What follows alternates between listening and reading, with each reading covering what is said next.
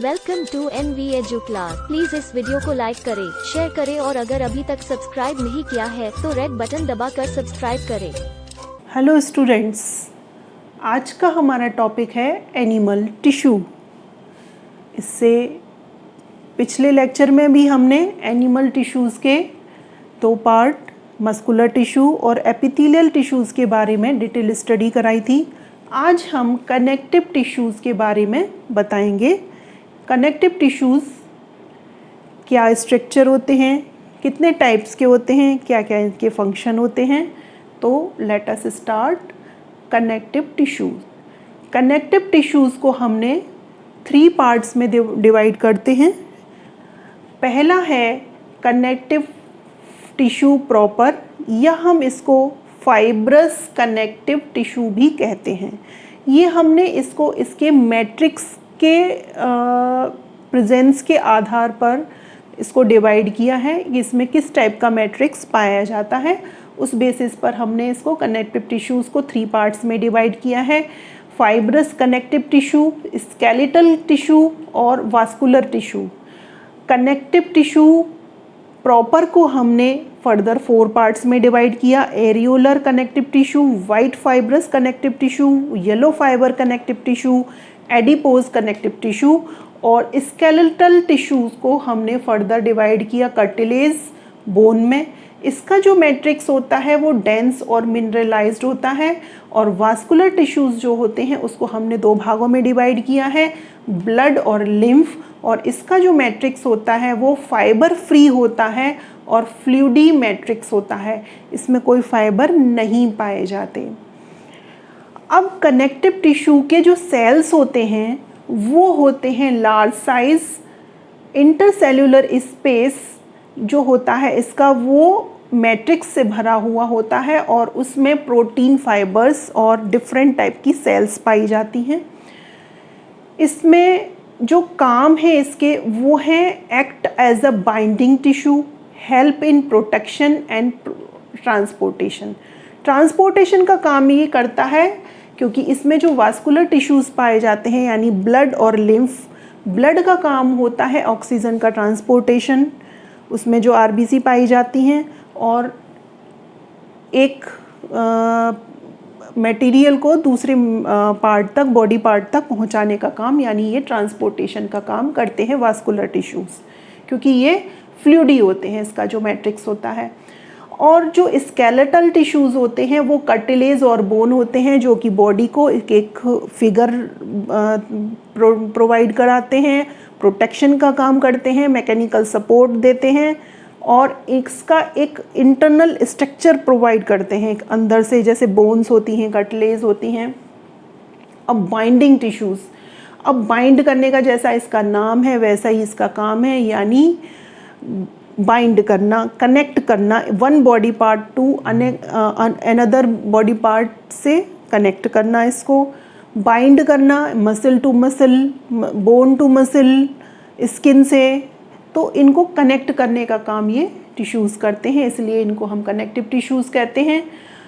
अब आज हम सिर्फ कनेक्टिव टिश्यू प्रॉपर के डिफरेंट पार्ट्स के बारे में डिटेल स्टडी करेंगे।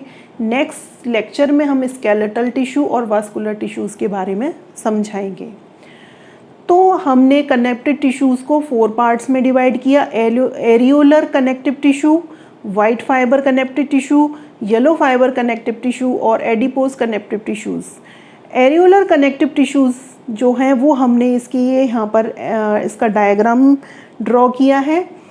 ये इस डायग्राम में ये इसमें जो फ्लूइड भरा हुआ है उसको हम मैट्रिक्स कहते हैं। इसमें येलो फाइबर्स पाई जाती हैं, वाइट फाइबर्स पाई जाती हैं और डिफरेंट टाइप्स की सेल्स पाई जाती हैं, जो कि हैं हिस्टोसाइट्स, फाइब्रोसाइट्स, मैकेनोसाइट्स, जिनको हम मास्ट सेल भी कहते हैं। लेट अस इसको डिटेल में समझते हैं थोड़ा सा।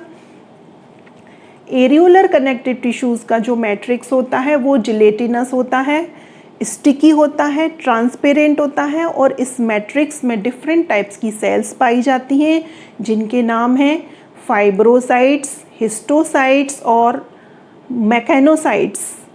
फाइब्रोसाइट्स जो होती हैं वो फाइबर्स को बनाने का काम करती हैं।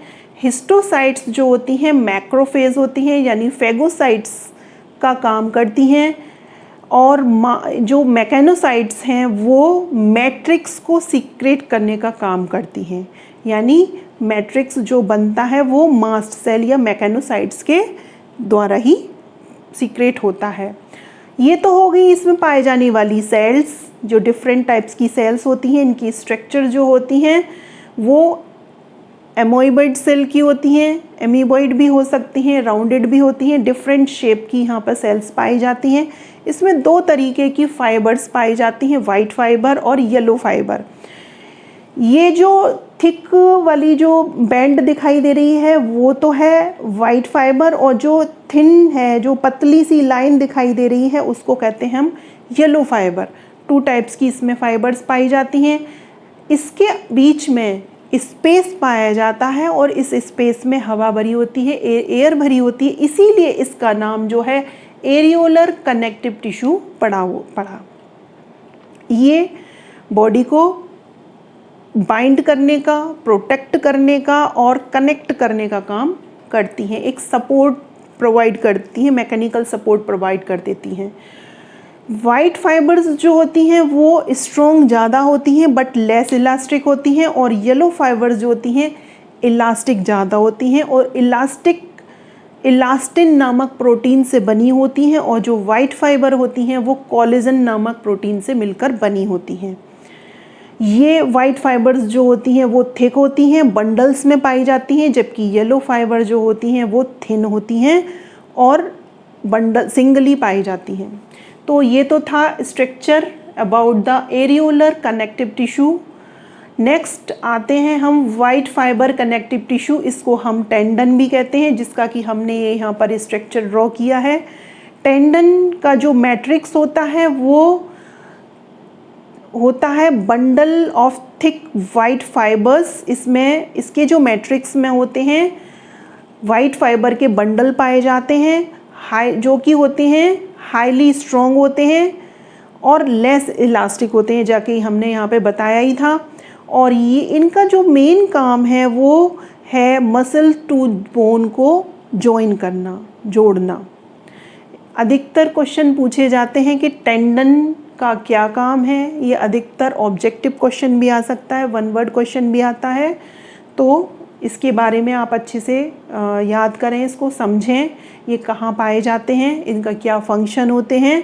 और टेंडन और लिगामेंट, नेक्स्ट हमारा टॉपिक है लिगामेंट, यानी येलो फाइबर कनेक्टिव टिश्यू, जिसको कि हम लिगामेंट भी कहते हैं। लिगामेंट का जो मैट्रिक्स होता है वो उसमें तो large number of yellow fibres पाए जाते हैं। टेंडन में वाइट फाइबर पाए जाते हैं, लिगामेंट में येलो फाइबर पाए जाते हैं, जो कि येलो फाइबर होते हैं हाईली इलास्टिक होते हैं लेकिन लेस स्ट्रॉन्ग होते हैं।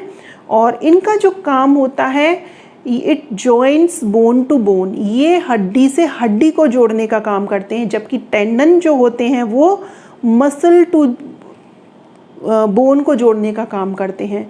तो ये आपके वाइट कनेक्टिव टिश्यू और येलो फाइबर कनेक्टिव टिश्यू का डिफरेंसेस भी हो गए और उनके बारे में भी हो गए, इनका क्या काम है। फोर्थ पार्ट हमारा आता है एडिपोज कनेक्टिव टिश्यू। इसका जो मैट्रिक्स होता है उसमें large number of fat cells पाई जाती हैं, जो कि ओवल शेप की होती हैं, जिनको कि हम एडिपोसाइट्स भी कहते हैं, जिसके अंदर हैविंग फैट ड्रॉपलेट्स, इसमें फैट की ड्रॉपलेट्स पाई जाती हैं। ये हमने इसका स्ट्रक्चर ड्रॉ किया है एडिपो टिश्यू का। ये एडिपोसाइट्स हैं और इसमें फैट सेल की यहाँ पर ड्रॉपलेट्स पाई हैं, और ये जो होती हैं वो स्किन के नीचे पाई जाती हैं और इंटरनल ऑर्गन के नीचे पाई जाती हैं।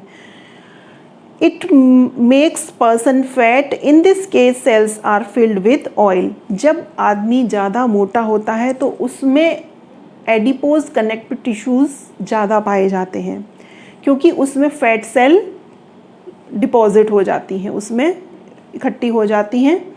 और जो एडिपोज टिश्यूज़ हैं, कनेक्टिव टिश्यूज़ हैं, वो एक इंसुलेटर का काम करते हैं, फूड रिजर्वर का काम करते हैं और शॉक एब्जॉर्बर का भी काम करते हैं।